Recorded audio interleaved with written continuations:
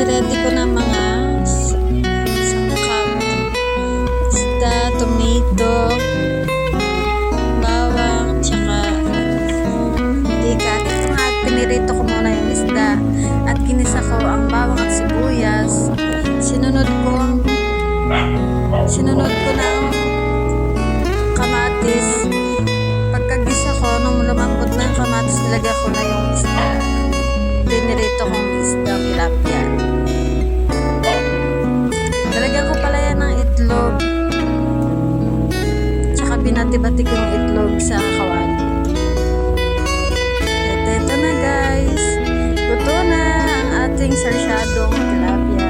Thank you for watching. Nasusunod ulit. Bye-bye.